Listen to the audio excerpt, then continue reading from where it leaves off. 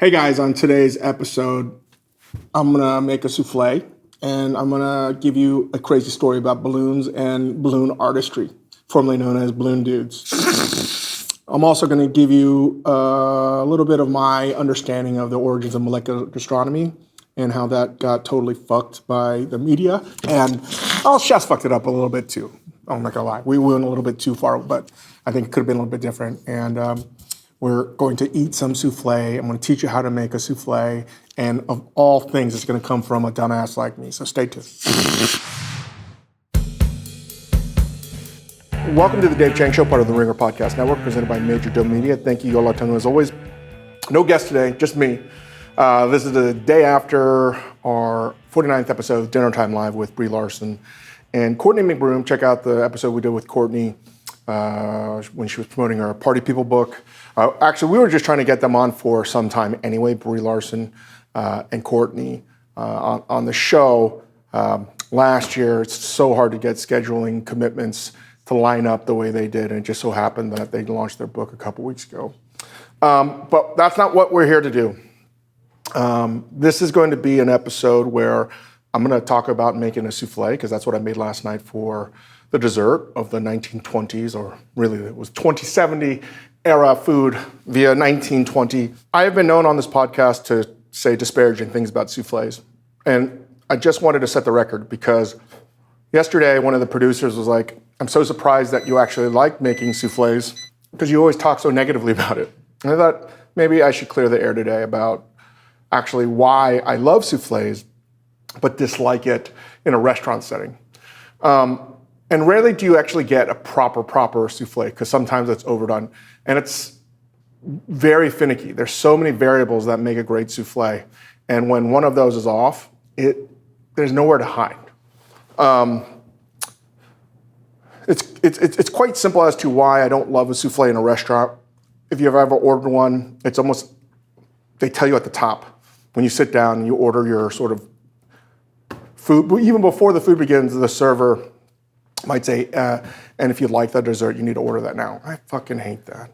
I hate having to order dessert well in advance. And it's not like pre-ordering a large format meal. That's something we popularized at Momo over the years. But I mean, you're going there for a specific thing, for Peking duck or a bosam.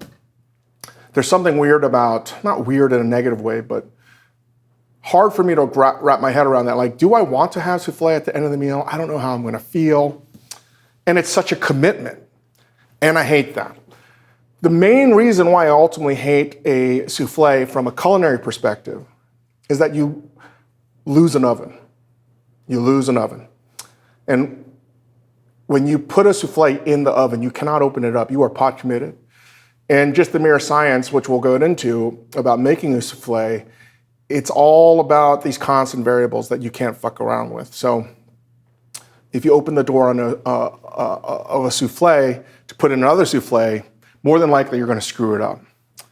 And I think being pot committed in a kitchen that is trying to push food out, that's just unnecessary traffic jam. So I love the idea of a souffle. I love making a souffle, but I don't necessarily love it from an operating perspective. And there are great restaurants that have made amazing soufflés, and they can figure out how to do it on a regular, consistent basis. It's just not my cup of tea. And from a diner's perspective as well, you will know if everything's not perfect. For all the variables that make a souffle very difficult, it's also why it makes it one of the most amazing things in the world. If you make it right, you're making it the exact same way that was probably, 200 years old? I think in the mid-1800s it was invented. There's very few dishes that you can make. I don't give a shit if it's from Asia, South America, or the Western world. Very few dishes that you can make that is exactly the way it's always been made from its inception. And if you make it right, it's like magic. It really is magic. And there's very few recipes that you can make today where the ingredients that you're using are basically the exact same ingredients that have been made, from the dawn of souffle making. And when you sit and think about it, that's when I think cooking is time travel.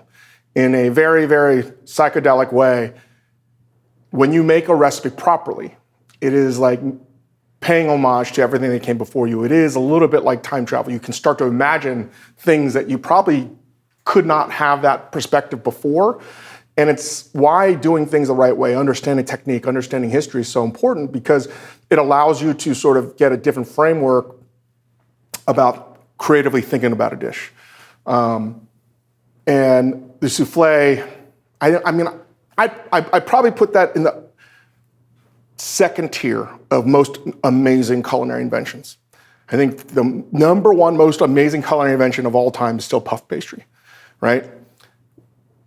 Puff pastry is a mathematical formula, right? And if you do it all right and you make the bookends and it's a whole process. It takes dedication and it takes know-how, especially when you make it by hand without a sheeter. A sheeter today is like a giant printing machine. It just shoots out your dough and laminates it in a way that is more uniform. So you can get those crusts, those flaky crusts that you see in a croissant or something like that. But a soufflé to me is a little bit more romantic. It's less mathematical, and it's just super cool. So while I love eating it, I love making it, I don't love the prospect of putting on a menu. So when we put it on for Dinner Time Live, it was the last thing I wanted to do. In fact, I really didn't want to do it because I hate making a dish, especially on live TV on Netflix, that comes out like a total shit. And I couldn't really make it all from scratch. What I mean by that is I had to make the custard base first. And also I have to make the creme anglaise. Creme anglaise is, really, you eat creme anglaise all the time, because if you spin creme anglaise in an ice cream machine, you get ice cream. That is the base. But when it's not frozen, it is a sauce that you might see in classic French dishes in a soufflé or in a flottant, which is meringue, also meringue based. So if I haven't lost you yet, let me get to why I think, why is soufflé so important to me. So I'm going to tell you that there's an amalgamation of a few stories that I've had over the years. One was with a close friend of mine, and we had a big division over the kind of food we wanted to make when we were younger cooks. And this was right around 2000, 2001, and I was 100% enamored, as many younger cooks were, with what was happening in Roses, Spain, with Ferran Adria, a name you've heard probably 1,000 times on this podcast. There was a guy I work with at Mercer Kitchen. His name was David, and he just came back from working at LBE. I never heard of it before. And while we'd be scrubbing down the kitchen, and he was this cook was treated with a little bit of reverence from Chef Chris Beischler, who was running Mercer Kitchen at the time.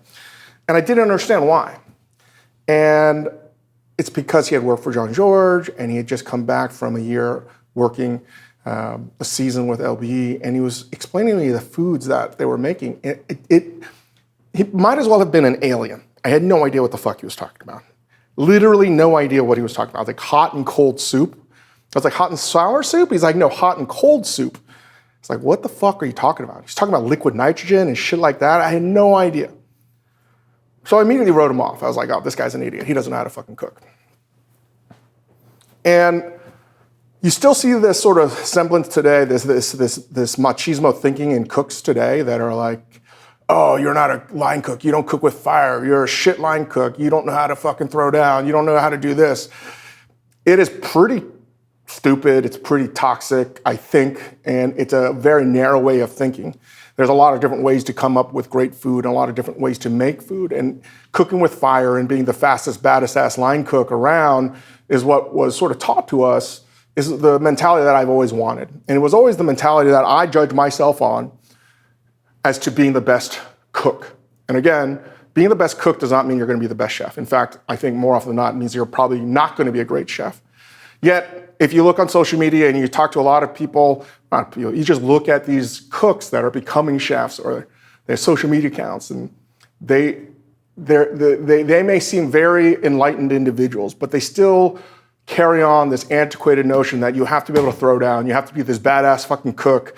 And I'm still guilty of that as anybody else, but I think that they fail to remember why that was such a Stone Age way of thinking, because when you think that there's only a certain way of cooking, it prevents you from understanding or continuing education or learning about what the fuck you're doing at all. Going back to my friend, I had this conversation. I said, we were having drinks, and I was telling him about this guy, David, who came back from LE, and I was like, I don't know, man. Like, I'm somewhat frustrated and confused as to why this guy's considered a great cook, because it wasn't evident to me. And I have no idea what this cook/chef is doing today. And over drinks, we're at No Name Bar, 19th Street in New York City. We had a bit of an argument because I made the decision. I was like, I want to learn more. I want to learn more about a kind of cuisine that I know nothing about. And he was like, I don't want to learn anything more. I want to learn how to make chicken better with a brick over a grill. I want to learn how to control fire in a way that he had no idea. But ultimately he was saying, like, I don't want to learn anything new. I just want to focus on the basic ways of cooking and shut out anything else that's coming in. So it was polar opposite ends. And it was really a dividing moment for the both of us in terms of the kinds of cooks that we wanted to become later in life. And the reason I say that is this dish as a souffle is why I love it so much. It's probably one of the very few dishes that embraces all things about modern gastronomy that I love. And at the same time, it's as old as fucking anything else in food today. It's old and new at the same time. It is a confluence of all kinds of shit that's happening. And it's science, it's also following technique, it's magic, it's hot, it's really fucking hard to make, it's ephemeral, it's stupid, it doesn't make any sense to me, which is why I wanted to talk about souffle. And I realized when the producer was telling me, like, oh, I feel like I haven't done a good job of communicating this at all. And I'm certainly been guilty of that, of not expressing in totality a lot of my viewpoints on things, or it might be clipped out as like, oh, Dave Chang just fucking hates souffles. Making something like a souffle bridges the old and the new. And I was very affected by that moment, from that cook that I work with who worked at LBE. And every step of the way from that moment of like 2000, 2001, I wanted to learn more. And it dawned on me at that time, I knew nothing about science. I knew very little about food history. In college, I passed my science credit by doing a skit about solar energy. I couldn't tell you fucking anything about simple biology and microbiology, chemistry. It didn't interest me at the time. And the souffle was one of those seminal moments for me that I've never really spoken about that was like a holy shit light bulb. And I'm going to share with you the process to why it became an important dish for me. And it was along the way of me trying to understand the science of cooking in my weird fucking way, why it became important. And it was like, holy shit. I think by the end of this, I hope that you'll learn how to make a souffle. You'll learn a little bit about the science of it. And more importantly, you will have an understanding of missed opportunities that we've had in the food world because we disparage molecular gastronomy. I wish we had a different name for it. It was invented in 1992 in Italy. I remember talking to Harold McGee, the great Harold McGee on science and cooking, on food and cooking, I mean.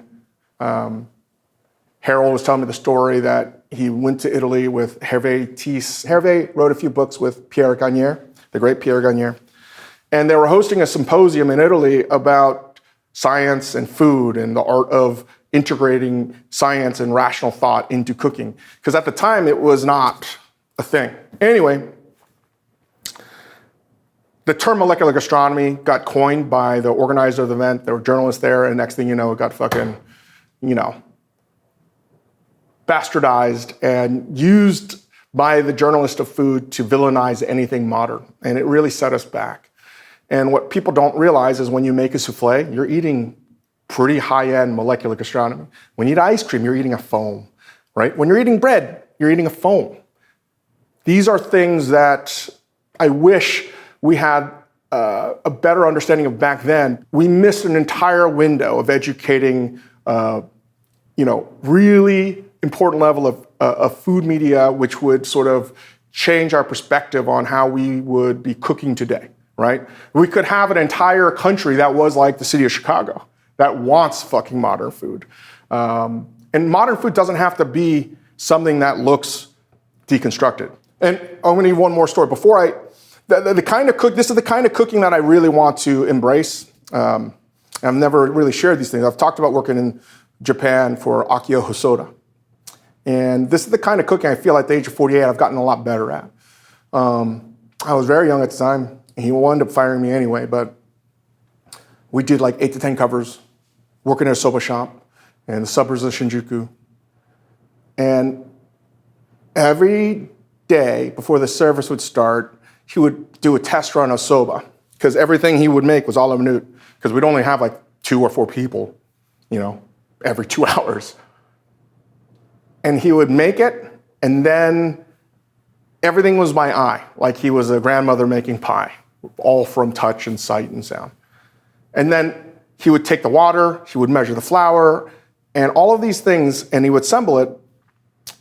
And then afterwards, after he sort of got everything together, he would then test the moisture. Then he would test the humidity. Then he would make sure anything that could be measured, he wanted to test if his intuition was actually pretty close to the actual science he needed. Because making soba, buckwheat flour, or any kind of pasta or baked goods or anything that needs exact measurement and hydration, all that stuff, it is pretty much formulaic. There's an incredible amount of know-how, experience, craftsmanship. But before that, it's like you got to get it almost to the milligram. And it was amazing to see him test his intuition almost every time to see where it was. Did he get the right amount of water? Did he get the feeling right? And then he would go and use the measurement shit that he had that I didn't even know what it was, right? Only thing I knew for certain, because he didn't speak English, was the humidity, right? And he would check all these things. And on the flour, sometimes it needed more water, sometimes it wasn't. It's not like that many ingredients. It's soba, ground flour, water, salt, and some regular wheat flour, because buckwheat doesn't have gluten.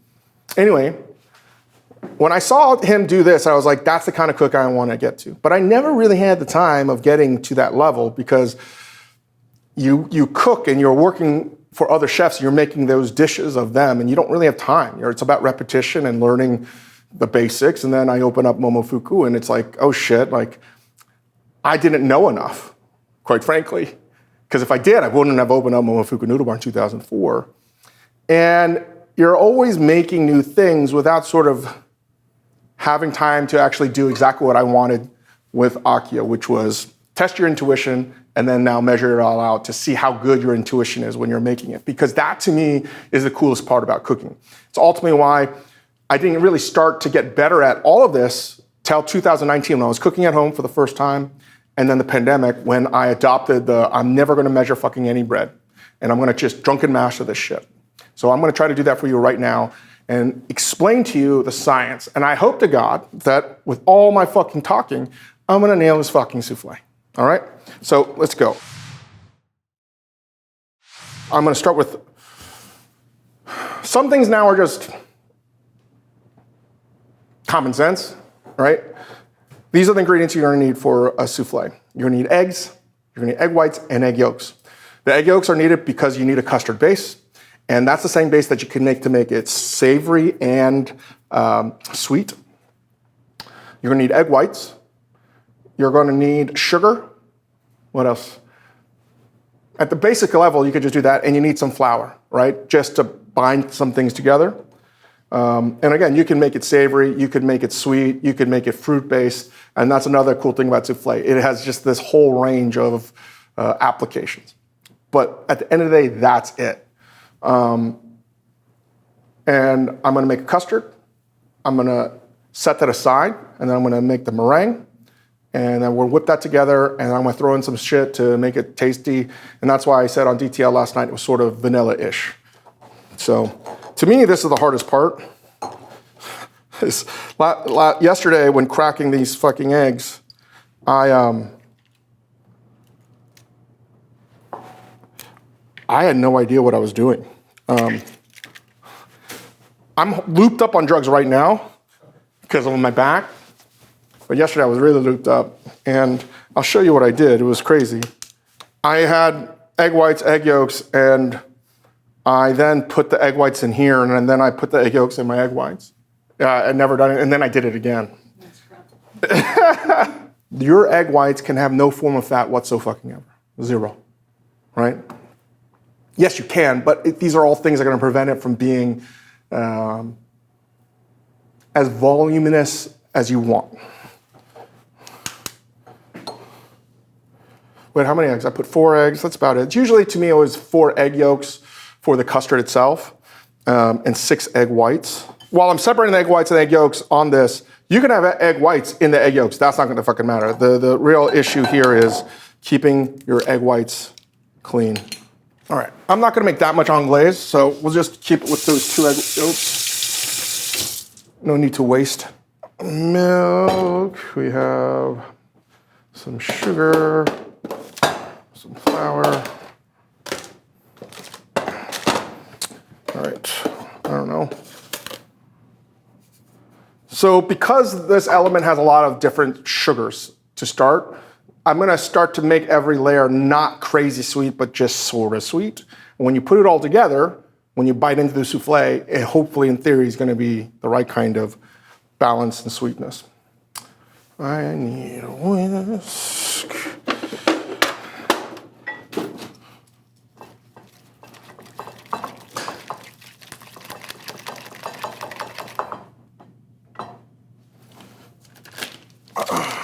Make a roux. A couple thumbfuls of butter. When making a roux, again, it's equal portions flour to butter.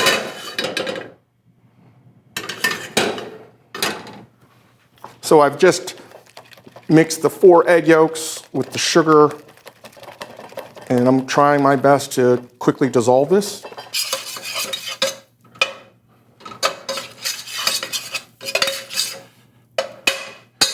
So I probably put a tablespoon of flour, tablespoon of butter.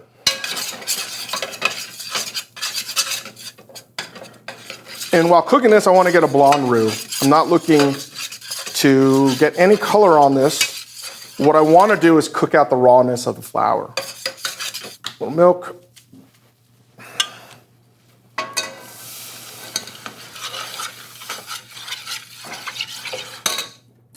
And this is probably the hardest part for me to judge, is the right consistency. Because if this batter's too thin, it's not going to really rise. And if it's too thick, it's definitely going to rise in a fucked up way. So, I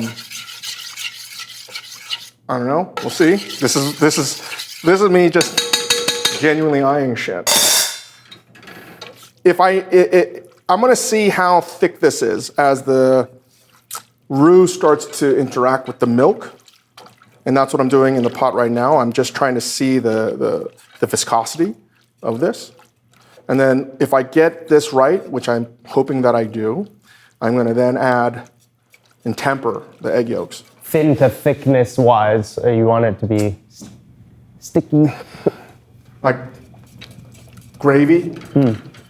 Like a really thick gravy.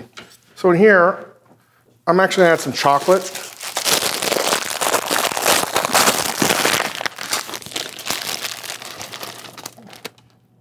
Not much. That's just what happened. We'll make it work. Do you think that was more or less white chocolate than you used last night? Probably way more. All right. I wasn't expecting to open the bag and have it all fall out the way it did. Set that down. I'm going to now make the anglaise.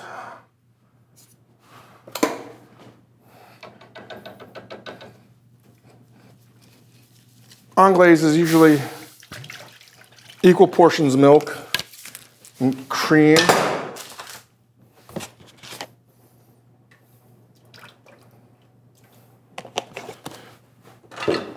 Some sugar. You know what? Fuck it. We'll throw some white chocolate in this fucker too. And I put a little bit of that in here, back and forth to help temper it.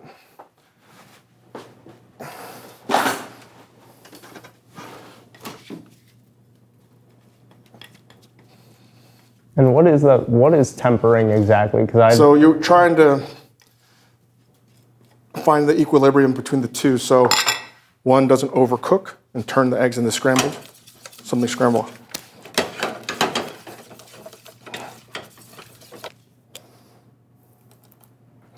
The custard is done. I think I have the consistency right. And I am now going to pop this in the the fridge. I'm tempering the anglaise, the egg yolks. It's probably best to do this on a bain-marie. But it's also probably easier to also have a strainer because it might probably curdle a little bit. But to me, that's not if this was any other preparation, I would do it over bain-marie, especially when you have, in a kitchen, professional kitchen, you might do like 60 eggs, 120 eggs. Last thing you want to do, because you're being cavalier, is fuck it up. So a small batch like this, I'm not going to make a bain-marie. And plus, I will use a strainer, but that's just being hack-ass. I'm going to butter these suckers up. These are the ramekins. These are big ramekins. And I am going to go pretty liberal with the butter. Too much butter is bad, but having just a little bit too much is okay. This is room temp butter. And I'm now just going to smash it all around and then use a brush and make all of the brush strokes go up. Because the egg yolks are now dispersed throughout the milk and heavy cream, it's going to start to coagulate. But what we're hoping is that as it coagulates, that's the thickening process, which gives the creme anglaise that texture, which gives that when you have ice cream, you melt it. It's because it was properly tempered and distributed. I would say I would probably want to have a little bit less egg yolks. I want a runnier anglaise, and if it's a little too thin, I'll just add some more white chocolate. And once I get everything set up and the meringue done, then I'm going to go with like a checklist of all the things that I should be telling you about what's going to make a proper souffle. I'm going to stir this. Put these in the freezer. You want these really fucking cold. It's a lot of different temperature stuff. And that's ultimately one of the reasons why it's such a pain in the ass. I mean, if you make this all the time, it's not going to be an issue. All right, I'm going to add a little bit more white chocolate to this sucker.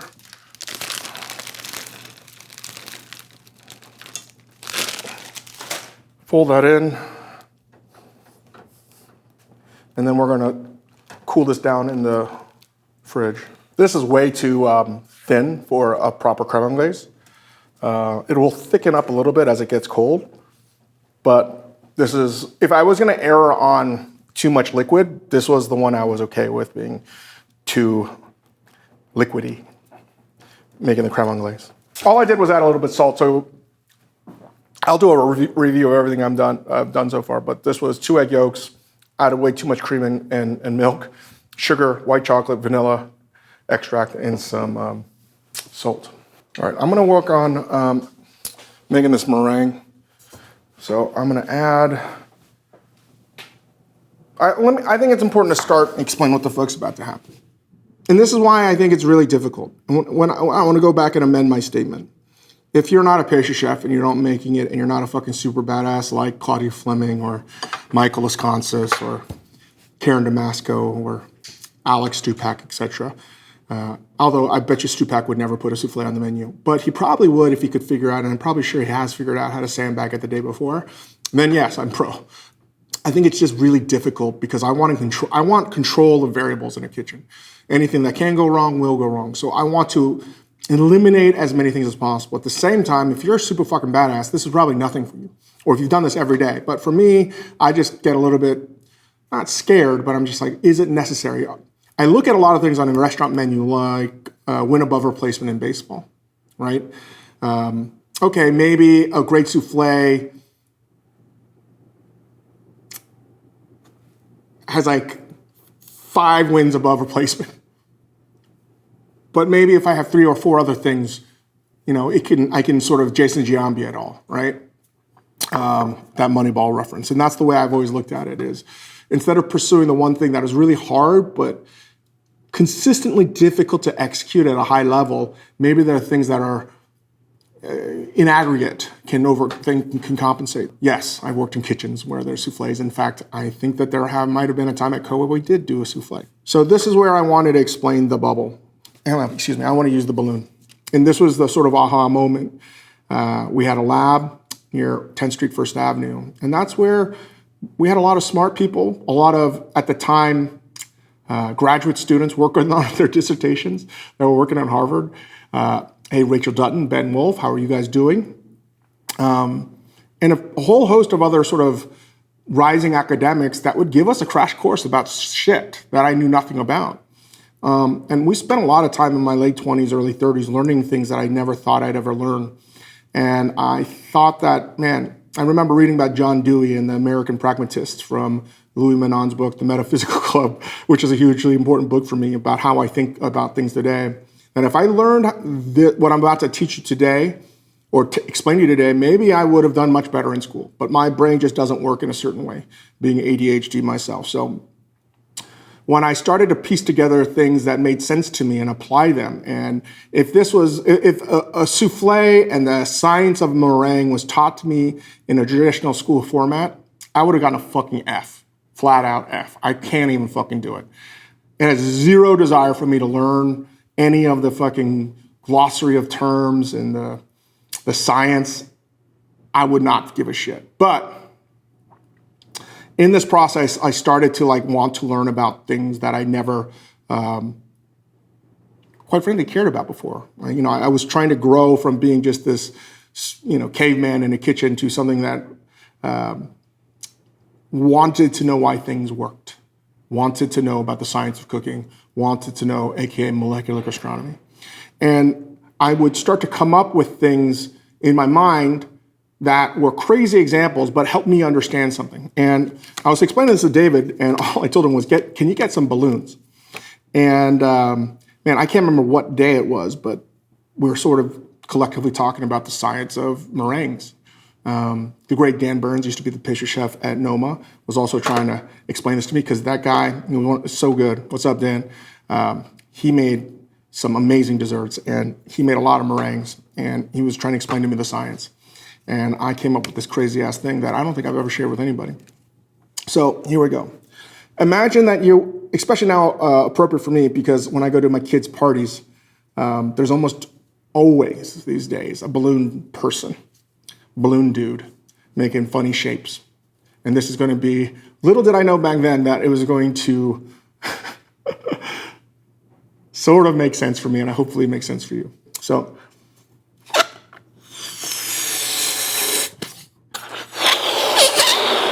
to me, there are a lot of key components. We're going to get to all of those in a second once I bring everything out. But this was like a holy fuck, oh, I get it moment. When I would understand that word denature, and that was brought up, God, so long ago, 15, 16 years ago, I was like, what the fuck are you talking about, denaturing something? And really that means, to me at least, you're taking the composition of an ingredient and now, against its sort of will, forcing it to turn into something else, right? Then its intended shape. So, egg whites are 90% water, 10% protein. So the two main proteins in egg whites that make a meringue, and again, while we're talking about souffle, you can't really do souffle without a meringue. And a meringue is whipped egg whites with sugar. And how does this all work, right? Because you'll see the souffle rises up, it's magic, but I couldn't understand things because there's so many things if you just use common sense about making a souffle, none of it fucking makes sense. Here I have 4 balloons, and we want to take the egg whites. And if we imagine, There's probably what, a few 100,000 bubbles in this meringue that we're gonna make. You wanna make the bubbles in your meringue medium peaked. So we're taking the ovalbumin and the conalbumin, I believe is still right the name. Conalbumin and ovalbumin. They're the two main proteins. The ovalbumin is the one that is basically the shape of a balloon. So if you take one of those bubbles in a souffle, and if you collect all those souffle bubbles together, that's what you're gonna get from the meringue. That's what's gonna rise up. So I'm really just giving you a microcosm of one of those fucking bubbles that came from an egg white that did not want to be disturbed and ripped apart to create a lattice white network that would hold the fat together and hold the protein structure together. So this is what the normal egg white, this wants to be, just limp and flaccid, and just chill. Doesn't want to fucking do anything else other than be this. So when we're using the whisk, you're now denaturing it, you're now breaking up that protein, and you're now changing the structure. You're now changing the structure of the ovalbumin and the conalbumin. So what's happening here is you're now forcing air into it. And the one thing that is sort of, what took me a while to understand, which was like, what the fuck? When you make a meringue and you want it to turn into a very high souffle, I think it's a little bit counter too. Do you think you want to have your meringue to be super stiff peaks whipped with a lot of air? Very little, like Goldilocks, or just the middle, just right? You would think the most air. Most air. Wrong. Right? Well, there's a lot of things at play here. One is heat is going to expand. That's what it does, right? So you're not putting it in an oven, and it's important that you're put it in an oven around 400 degrees because too hot, you're gonna burn the outside and it's not gonna cook inside. And it's too low, you're not gonna get the expansive effect. 400 degrees, I think, is probably the right number. And imagine now air is being forced into it, into your meringue. And we're gonna make the meringue in a second. If you make it too stiff of a peak, there's no way that this balloon can get bigger, right? You've already taken it to its maximum, to the point where it's gonna pop. And this is just a microcosm of one of those small fucking thousands and thousands of little bubbles. But if you go middle, right?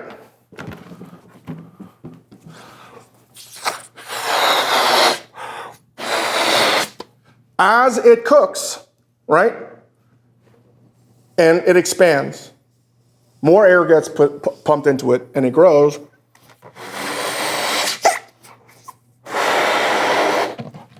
And it has a chance to grow from this into this. And if you do this thousands and thousands of times on a microscopic level, that's how you get the rising effect in a souffle. But important to note, that heat is what is the binding factor for the air in the souffle. Once it stops being hot and it deflates and it contracts, that's what happens to a souffle. This is all sort of, right, common sense. If it's too small, you're not sort of gonna get the rise that you want in a souffle. Too big, that was the big, what the fuck, I don't understand. That is counterintuitive. And this is where I'm gonna get into a lot of the explanation that is probably only the way my mind works. Going back to this balloon dude, there's a lot of factors in play. One is, if you have oil or fat in your egg whites, that prevents the denaturing process. It prevents this balloon from blowing up, right? So you want to have no fat. So any spot of egg yolk is gonna fuck it up. If you overwhip your peaks in your meringue, it's not gonna get that high because you basically came too quick. You know what I mean? It's like, you're not lasting at all. You're a two pump chump. And then too small, it's not gonna rise because it just isn't gonna rise as much. And this is sort of the right amount. This is how we're trying to get it on the on the meringue scale. Sugar is also important to this whole process in a variety of ways. One, we'll talk about the ramekin when we sort of coat the ramekin with sugar. The sugar process that we're going to add in stages as the meringue gets whipped up is important because it adds viscosity, right? It slows down in a very nice way in terms of timing, the development of that structure, right? It blows very slowly, right? It blows the air very slowly in the balloon, so it's not going to pop. It's just slow and steady, and that's what you want. Going back to the balloon dude, this is where my fucking crazy mind works. You have a lot of different factors here, and the cone albumin is like the regulator on that air, the helium canister, right? That regulator, too fast, too little, the development of how much air can go into that balloon per bubble in that meringue is pretty important, right? And that's what gives the actual souffle the sort of the governs the size and scope of the souffle that opens up. So in my mind, it was it also depends on how you where and what you whip it in. Clearly, we're not going to do this by hand. I think if you whip it by hand, it works. It's 20 minutes. It's a pain in the ass. 20, 25 minutes. But the big thing is about the bowl, all right? And I remember learning this, being told in cooking school, but I also remember in the lab, I was fucking around the meringue. I was it just wasn't working because I was using a plastic bowl. These things that you think are important, but not really important, wind up being pretty important. And the bowl and the other attributes, right? The things that can sort of fuck up the process of your meringue is if you whip it in a stainless steel bowl, that's like a normal balloon dude, right? On nothing. A copper bowl is the best balloon. And this person never gets flustered with all the little kids trying to fucking get their goddamn balloons, their swords and their dogs and their hearts and all that stuff. Doesn't get flustered. They probably smoked a huge joint beforehand and they're just chill, just the right amount to not get flustered. And they're making everything and everything comes out perfect. That's the copper bowl. If you're using an aluminum bowl or anything that's metal reactive, it's going to not work at all. That's like the balloon dude took speed, all right, and gets super flustered, and all the things that can go wrong will go wrong. So the bowl matters a tremendous amount. Glass works okay as well. It's a little bit better than stainless. So I was trying to understand, when making a souffle, all these little fucking things that you would never think have any bearing on the actual construction of the dish matter a great deal. It's the sum of all these parts that are sort of inconsequential in a small part. But if you have fat in your egg whites, it's not gonna work. And that's when I was oh shit, the plastic holds onto oil. Plastic is porous. So if you've cooked with it before, it's probably, even though you washed it, it's still on a microscopic level gonna have lipid and residue of fat. And that's gonna hold on and prevent the balloon from expanding properly. When you are trying to put air into the balloon, it's not gonna work, not nearly as well. It's gonna be inconsistent, too small, and hard to fucking blow in. It just doesn't have enough power to put it in. So I remember thinking to myself, I was oh, this is just like a balloon party, and I don't know why. Maybe I was smoking too much fucking pot. But that's how I understood that the egg white structure of a souffle and a meringue was sort of like these balloons, right? They're once you have everything right and everything in its place, all the variables have to be in its place too. And you can still make it if you don't have the perfect setup, right? But what you want to try to do is eliminate the things that sort of will decrease the percentages of success.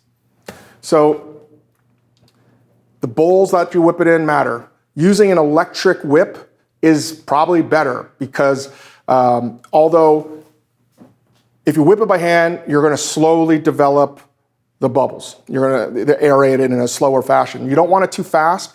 You want to gradually make this. And that's how you can add crema tartare, which is the byproduct of wine production, has a certain acidity that stabilizes the egg whites. It has the same effect that a copper bowl will have. I don't have a copper bowl at home, but that's how you would normally make it. And when you, at a restaurant like Italy and they make zabaione, you see it in a copper bowl.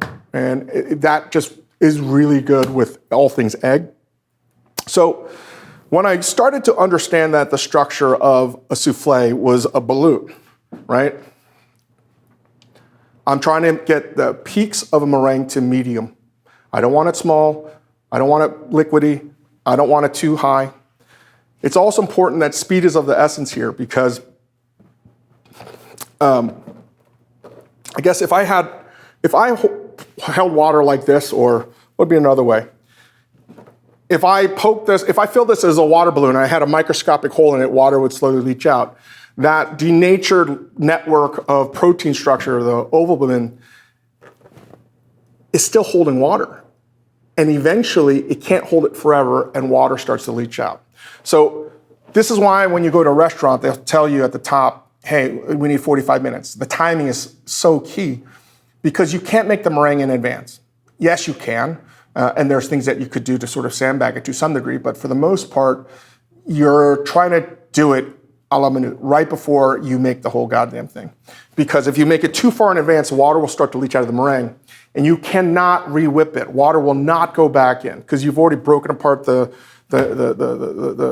structure of that protein that's in the egg white. So I remember thinking, oh, this is like a fucking clown making balloons, and each one of these little pockets is a regular medium-sized balloon.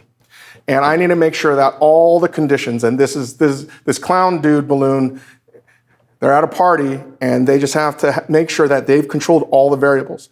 And from a chef's perspective, it's like, okay, what can I do to make sure that I'm set up for success so I can properly execute this thing? So I got to get the temperatures right. My oven's got to be at 400 degrees. I need to have my egg whites room temp. Your eggs room temp, and which is not an issue for most countries except for America, where we're the only country that refrigerates eggs. But using a cold egg is not good. That's counterintuitive. The reason you don't want it cold is that it hinders the process of creating that balloon structure in your meringue. So you want ideally room temp egg whites. You want your custard base, right? Where after I make the meringue, I'm going to fold it in. You want it to be warm, not cold. Again, if you start this thing off with too cold, right, it's going to delay the process. So that's where cold is bad, right? Where you do want, this is where I'm like, what the fuck? You do want it cold is in the ramekin. You want it almost fucking frozen. You want the butter to be cold, and you want the sugar. So let me bring this out. So I have, this is very cold.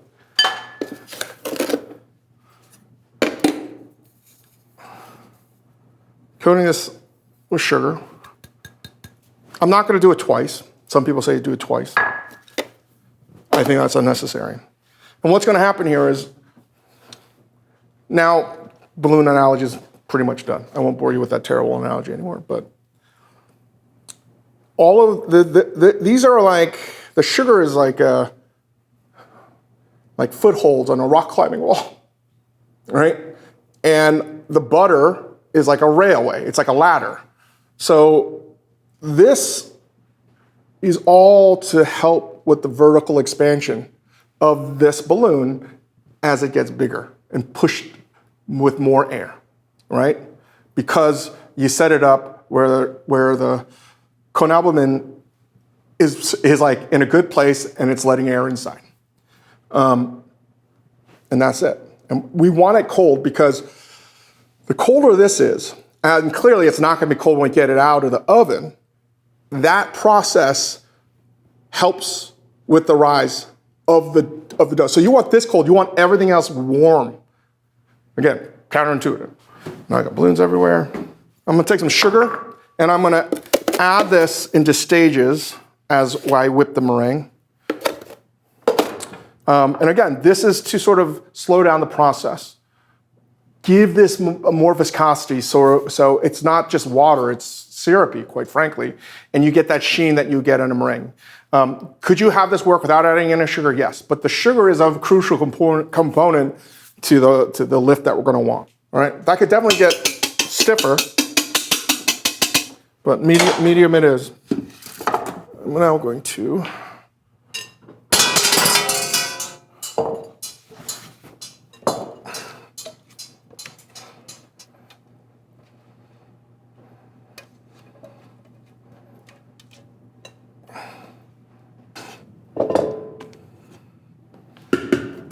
and again, I feel like a lot of people already understand this too.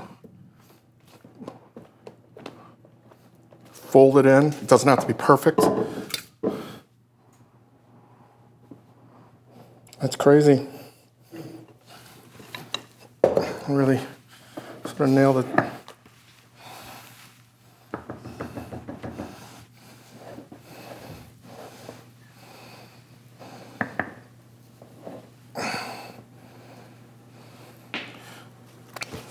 That the famous thumb swipe? Yeah. This is needed to break the surface area. So it also helps. I'm not even sure the science of it. I can't remember the science of it.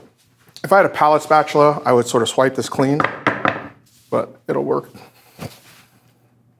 I'm gonna put one center oven, 400 degrees, one in a regular oven that's convection. It'll work when a regular non-convection oven. One is just sort of see the difference.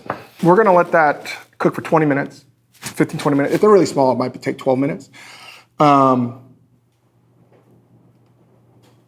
Yeah, while we're doing this, we'll answer some ask daves and do a moif. But for those that are watching, yeah, I'm in a tremendous amount of pain. This happens every couple of years or so now. But I learned that I've got my C4 replaced. I'm going to need to get my L5S1, well, L5, right above the sacrum, replaced, and having a lot of issues with it right now. And it's hard for me to think clearly, lucid, because the drugs I'm on are pretty powerful. The fact that I did a show last night is insane, or even doing this podcast right now is even more insane. So it's been difficult, and I think that's one of the things that I have most regrets about is the punishing life of cooking. Upon year of reflection, as we get to the end of the year, is just my health is all that sort of is top of mind these days.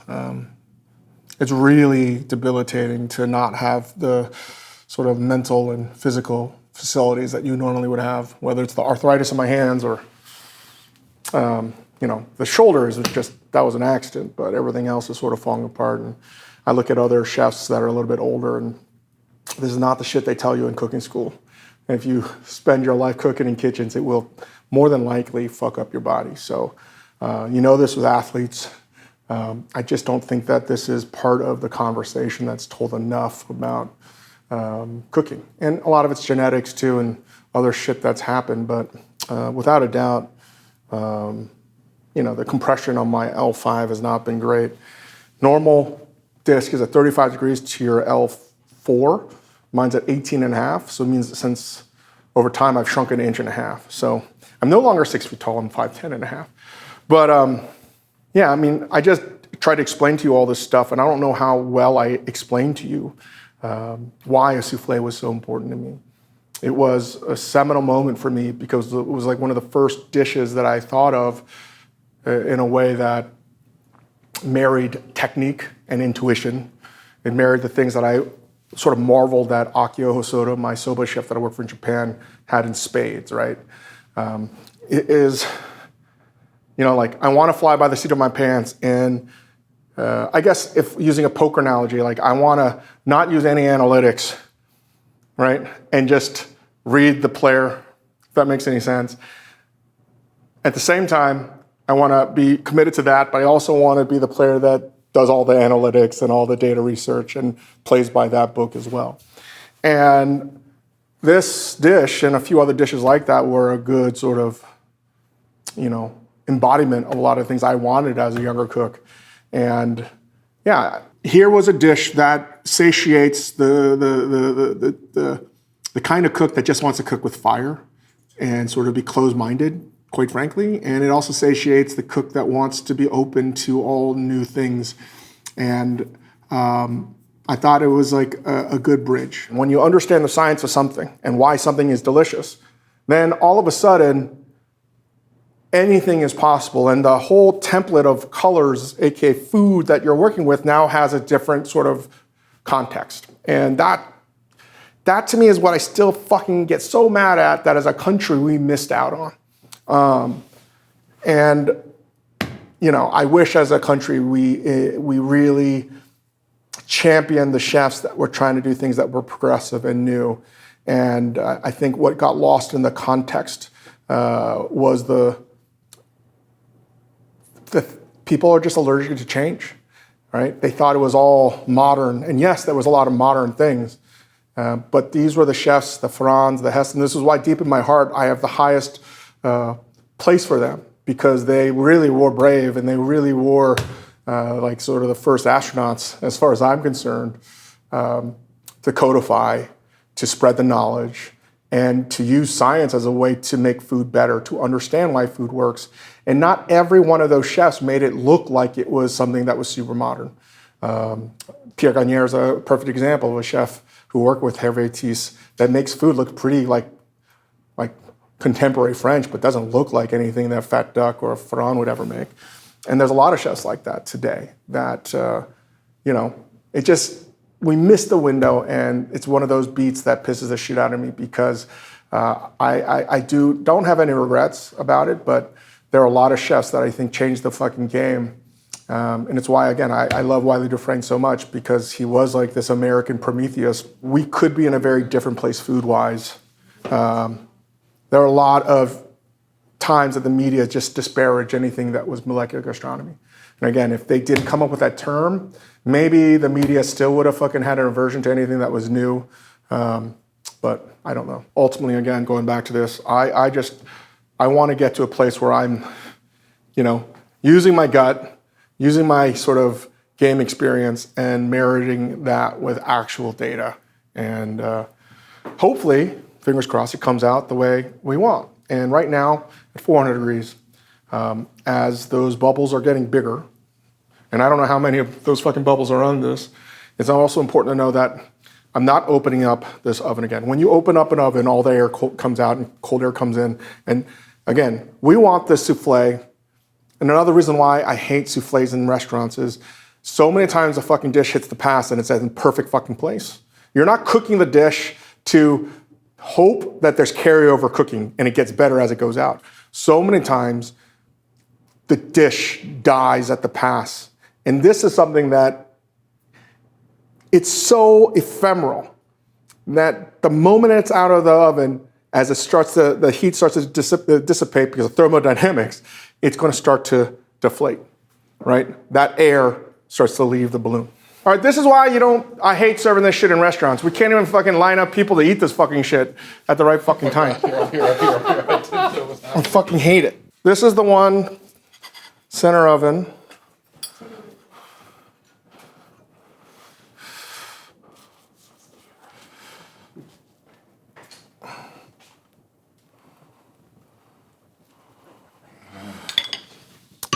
You guys can get in there. Get that. Look at the poof on there. Noelle, you want this one? Oh, it's so light inside. My God. That's the lightest one you've made. Whoa! I think you may have just. Two different. I think you may have just invented the Basque souffle, man. I think you may have just invented. I really fucking like the top, actually. I think you may have just invented the Basque souffle. Go. Enjoy. Thank you. You know, I was saying that eyeing it is better for me than following Is eyeball? everything eyeball. Shut up. This is great. This is by far the best one you've made. Let me taste this one, but I actually think that this fucking one is epic. Didn't even bring in scale. I think I might like them. The slight burnt with the Maybe I'm insane. Oh, the white chocolate really comes through. That is nice. Is the white chocolate like that tiny little bit of tang? Or is that in the... What do you guys think? Delightful. I mean, I'm not saying I make it. This is like a fucking A+ real souffle. This is the best one you made all week. Easily. Honestly, I'll be totally honest. I don't think I've really ever had a dessert souffle until Dave made one. Really? Never? Wait, what? I never. You never wanted to My parents never let me order when we would go. I don't ever see souffles anywhere. This is great. The problem is like getting a bad souffle is really bad, and there's so many variables. Short, fudgy, gross. You know, and it's about consistency. It's a game of inches, and all these little things start to add up. You need her all around you, Dave. But I was saying that when I can't remember which producer yesterday was like, I didn't know why I hated souffle so much. I was like, oh, I don't want people to come across like I hate souffle. Actually, I love it. I hate the complications it has in a restaurant. It drives me fucking insane. Like, you guys just saw me. Yeah. I was about to lose my fucking shit because I was like, where the fuck are you guys to eat this? Well, because there's like I hate it. the window is tiny. I fucking hate it. It is so dumb. We did the equivalent of getting up to go to the bathroom as you're trying to run food out to the table. Right? But that's the thing is in the kitchen, you want people to have the best possible point. Yeah.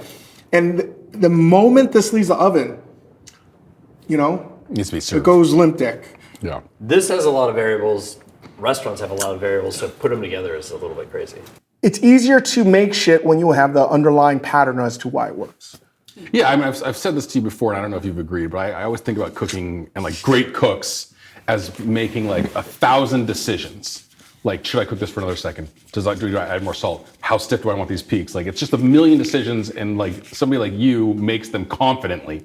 When I watch like a great cook, they're making confident decisions, but it's like informed because you have this idea of what is happening. You're not just guessing. Like, a lot of cooks would be like, maybe that's stiff now. I don't know. I'll do a little more because I feel like I should, because that looks more medium. But like, you're making a decision from a balloon place. Yeah, You know from what a I mean? balloon place. The balloon guy has always been in my head like the clown from It. Delicious. But Thank Mark you, Dave. came out great, right? It's fantastic. It's definitely... I like the brulee bit. That actually worked. Thanks, Noel. Right. For today's moif, you just used it in the souffle, but how do we feel about white chocolate? I like white chocolate. White chocolate is second after milk chocolate. I'm not a fan of dark chocolate. If I have dark chocolate, I always want it to be milk chocolate. I know that's not a popular thing to say. That's like when I wrote that Bud Light article for GQ, pissed off fucking everybody that was a connoisseur of all things good. But listen, I still like Hershey's chocolate. I like anything that's shitty milk chocolate too. Hershey's Kisses. Again, is it high quality? No. Is it equivalent to say liking, Papa John's or some bullshit like that? Sure. But tastes good. I like it. And white chocolate is effectively just cocoa fat. That's all right. I'm okay with that.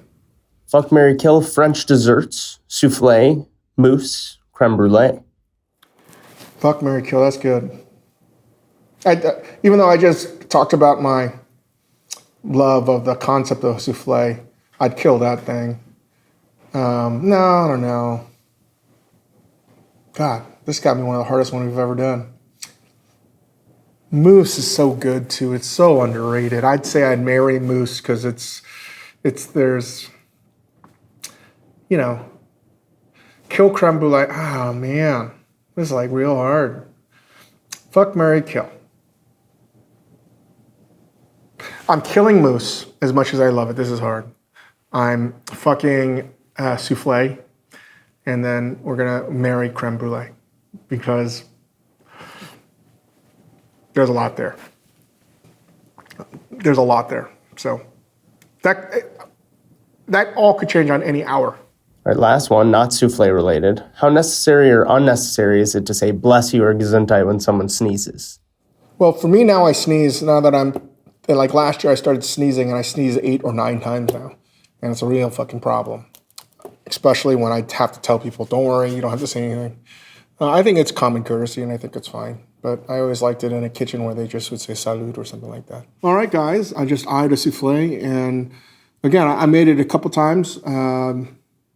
on Dinner Time Live. The one recipe that I totally fucked up was trying to follow the recipe that was written, that was based on the recipe that I originally eyed and cooked from off the cuff.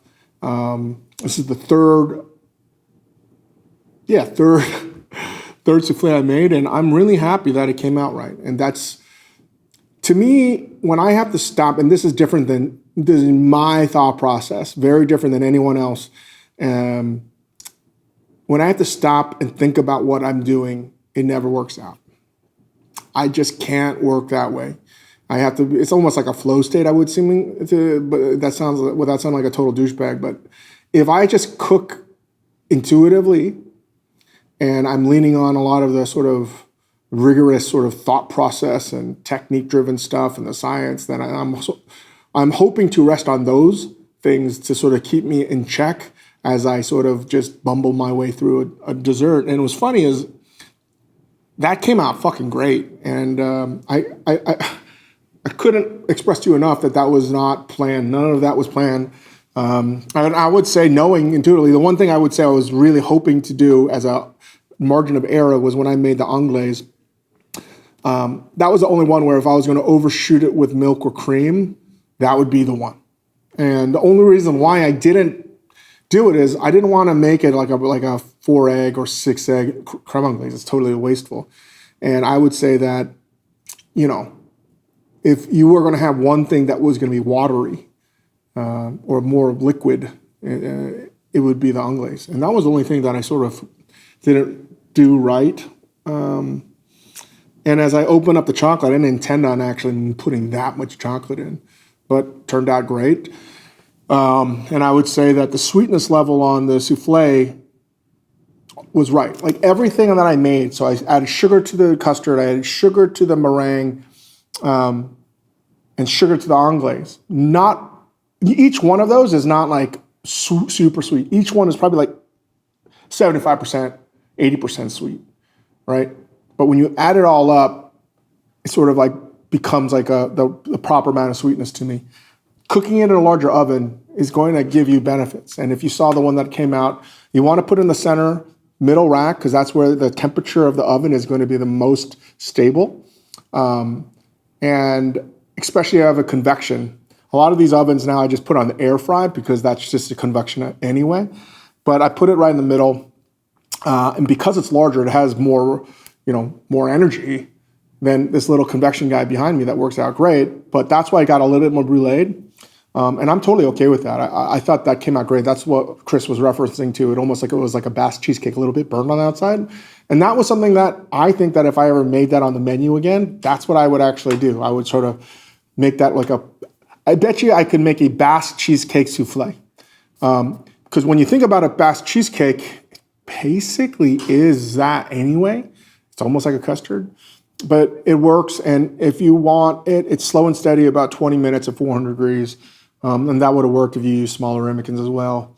But yeah, that's about it, right? If you don't have an electric mixer, you can do it by hand, and you're still going to get a great souffle. It's just going to take a long fucking time whipping that up. And I don't think many people have a copper bowl at home.